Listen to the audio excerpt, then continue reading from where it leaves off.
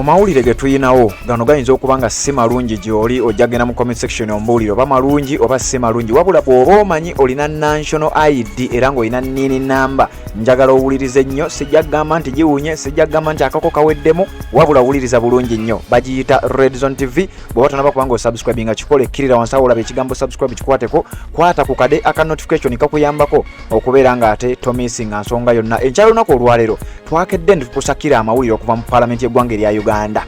Wabula amawulire ge twakutuusizzaako abasinga obungi tebaategedde ensonga nkulu eri ludda wa. Bw'oba wali owuliddeko ku musolo ogusoloozebwa gavumenti y'eggwanga erya Uganda, ssente ezo nga zibeera zisoloozebwa ku buli munnansi asangibwa mu ggwanga erya Uganda. Kaakati wuliriza, buli muntu yenna ng'olina national ID, njagala owulirize bulungi nnyo kubanga gano genkuleetedde gakukwatako.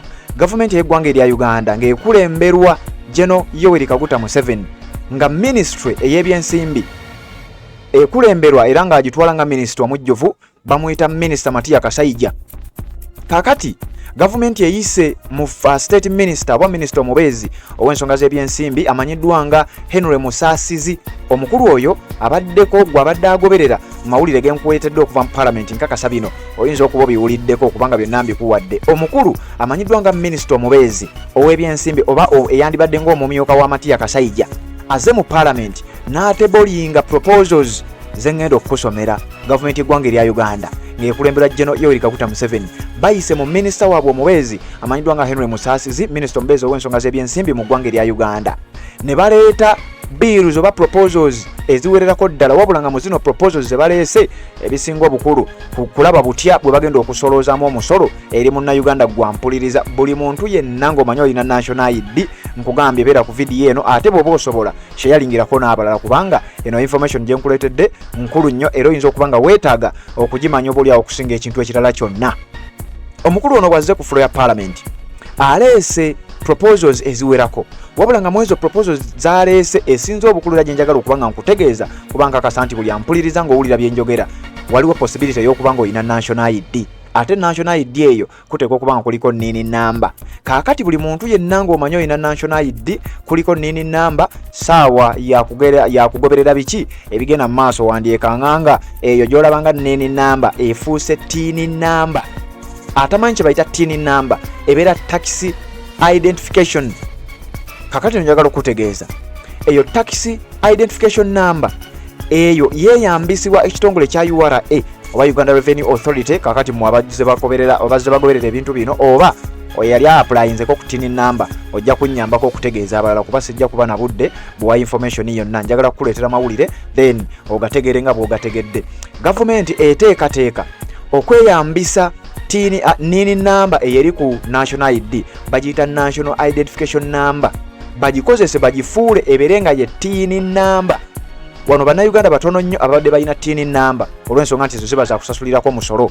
Kakati we twogerera buli alina national ID, njagala owulirize, gavumenti eteekateeka okuleeta oba yaleese dda proposal mu paalamenti y'eggwanga erya Uganda beeyambise NIN number eri ku national ID yo efuulibwe TIN number esasulibwako omusolo, nga bagamba nti wano bagezaako okutetenkanya kulaba butya bwe balwanyisa abantu abeewala okusasula emisolo n'ebintu ebirala bifaananako bwe bityo. Kakati nno bino bibadde mu paalamenti y'eggwanga erya Uganda olunaku olwaleero. Azze atugoberera bye njogerako oyinza okuba ng'obirabye nako, bw'oba tobirabyeko kakati mbikuleetedde. Saawa yakugoberera, saawa yakuwa musolo gwa mpuliriza era bw'oba omanyi TIN number kyekola nja kukutegeeza. Bw'oba nga tokitegeera bulungi nnyo nja kukusaba genda ogugolinge ojja kutegeera TIN number ekola kye bagiyita tax identification number oba TIN number. Kati ffe abasasula emisolo ebyo tuba tubitegeera.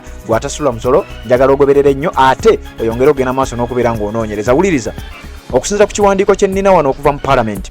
The Uganda government has introduced 4 tax bills aimed at reforming the country's tax regime, including a proposal to use the national identification number NIN as a tax identification number TIN.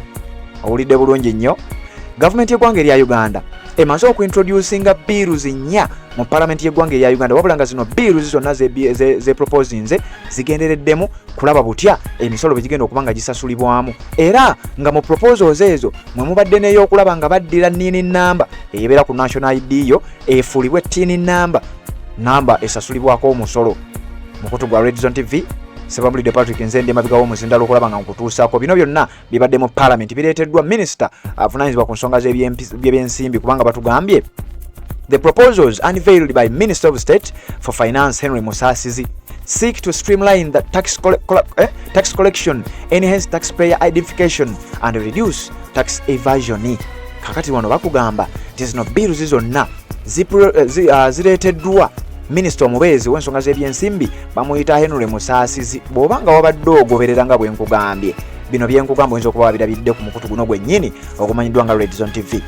We are proposing bw'ati bwe yagambye Minister Henry Musasizi, we are proposing to use the national identification number as a tax identification number to enhance taxpayer identification and reduce tax evasion. Omukulu bwe yategeezezza nti tutegeka era tuproposinga oba tulina proposal gye tuleeta okulaba nga tweyambisa NIN number tugifuule TIN number ng'akakodyo oba nga kaweefube okulaba nga tulwanyisa abeewala okusasula emisolo. Wabula nga yo si ye biru yokka gy'aleese omukulu oyo, biru zibadde ziwerako. Wabula njagala kutegeeza tugende empola. Kati gwampuliriza nga tona subscribinga, kirira wansi awo olaba ekigambo subscribe kikwateko. Information eno nkulu nnyo ekukwatako, gwampuliriza, wuliriza wano. The four bills mulimu wuliriza bills ennya zaleese. Tax Procedures Code Amendment Bill 2025 eyemu eyo sijja gikunnyonnyola, ogyetaaga naye obudde butono tujja binnyonnyola olulala. Income Tax Bill 2025 eyo bill ejja kuba ekwata ku musolo ogwabo ssente eziyingizibwa n'ebirala ng'era w'okiwulira. Hides and Skins Export Duty Amendment Bill 2025 muno mubaamu amaliba n'ebisigadde bigenda kuba nabyo bisolozebwako omusolo. Eyo bill nayo ya mwaka guno 2025 onaawulira. Value Added Tax oba VAT Amendment Bill 2025 aim to improve tax administration, compliance and revenue collection. Zino bills nnya mwemuli n'eri bill gye nkugambye ey'okuddira NIN number efuulibwe TIN number. Kakati obeere olina okusasula omusolo era nga TIN number nga bw'omanyi omugaso gwayo nakugambye, nja kukusaba gwe atabitegedde ogende ogugolinge TIN number ekola ki. Among the key proposals is the extension of the tax exemption for Bujagali Electricity Limited until 2032, a move expected to support the country's energy sector and spur economic growth. Mu proposals zino mulimu ne proposal endala ezigendereddwamu okulaba nga extendinga tax exemption gye baawa Bujagali Electricity Limited company eyo babeere nga babasonyiwa omusolo okutuuka mu mwaka gwa 2032. Kino nga bagamba nti bagezaako kusupportinga country's energy sector and spur economic growth. Mpuliriza bulungi nnyo. Additionally, a new clause is set to be introduced in section 47B of the Tax Procedures Act Code, Tax Procedures Code Act, granting a waiver on interest and the penalties for taxpayers who clear their principal tax obligations. Muzimu ku bill zino mulimu bill gye bagenda okuintroducinga mu section ya 47B emanyiddwa nga Tax Procedures Code Act, okubanga bagenda kuwa kye bayita tax waiver oba okuwaivinga interest n'ebibonerezo eri abo abasasula emisolo gyabwe mu budde oba n'abo abalemererwa. Ebyo byonna ojja kugenda maaso n'okuba nga obitegeera. Agambye atya: any interest and a penalty outstanding as of 30th June 2024 shall be waived where the taxpayer pays the principal tax by 30th June 2026. The proposal states. Zino proposal nga bwe nkugambye zireeteddwa omukulu Minister omuweezi ow'ensonga z'ebyensimbi ono nga yeyandibadde omumyuka ow'Amatiya Kasayija bamuyita Henry Musasizi. Abitegeezezza Parliament olunaku olwaleero gwazza tugoberera nkugambye oteekwa okuba ng'otegedde. Wabula ng'esinga obukulu mu bino byonna nti NIN number wandiwulira ng'essaawa yonna ekozesebwa nga TIN number. Njagala ogugolinga ebyo ebintu bibiri ojja kuba oba oli awo otegeera bulungi nnyo kiki kyenkuleetedde olunaku olwaleero. Weebale kubanga okyagoberera. Bwe watonaba kubanga osubscribinga kikole tubeere nga tetuwuliziganya mu updates eziddako. Assalamu alaikum wa rahmatullahi wa barakatuh. Amanya n'eddoboozi Haji Abdul omusomi w'eddwa. Nkola ku nsonga ez'enjawulo, emirimu nga gikutataganyeko, ebyenfuna byo nga bidobonkanye, ne oba oli bweru wa ggwanga emirimu gya kucankalanako. Jangu kusomere ku ddwa okubeda nedda eddwa zaabaawo, eddwa zisomibwa omuntu n'oterezebwa mu mbeera yonna ebadde ekwesibyeko akanyaaga. Nina ekyoto kye nsobola okukumira wadde oli bweru wa ggwanga nga toli kumpi wano n'ofuna omukisa ogwo nawe n'osomerwako ku ddwa nga nkuteddeko n'akabaani. Allah ajja kusaasira, ajja kwanukula. Kuba ku namba yange y'essimu 0752 44 71 56 ne ku WhatsApp kwendi mpereza obubaka sobole okukuyamba. Assalamu alaikum wa rahmatullahi wa barakatuh.